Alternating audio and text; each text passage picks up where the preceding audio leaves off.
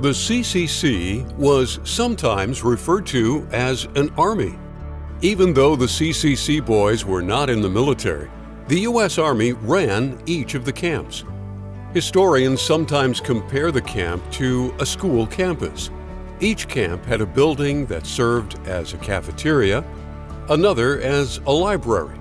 There was a headquarters building, classroom area, maintenance garage, and a nurse's facility, more properly called an infirmary. There were also 3 barracks buildings to serve as living quarters.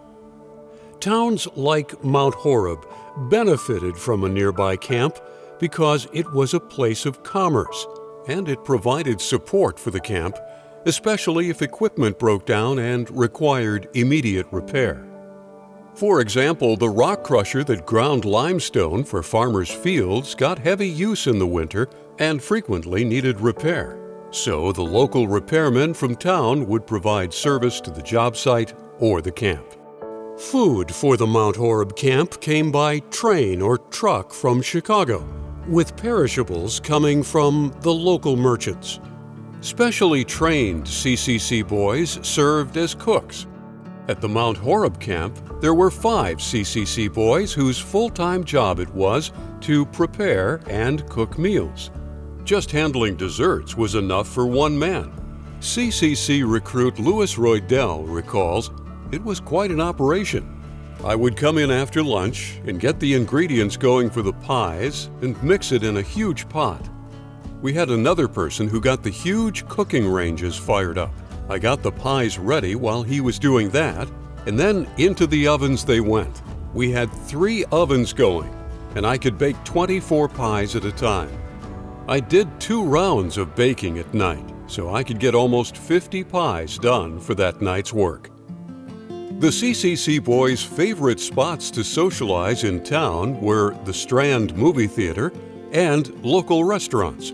Prices were reasonable, and the local merchants always advertised special deals, often on the weekend when the boys were in town. The boys only had the $5 each month to spend, but it mattered little to the young ladies of the town. Delma Stugard considered herself a shy teenage girl, but she did manage to get the attention of CCC boys who were in town on a camp pass. She said, "I worked at the box office of the Strand Theater, so I saw them around town."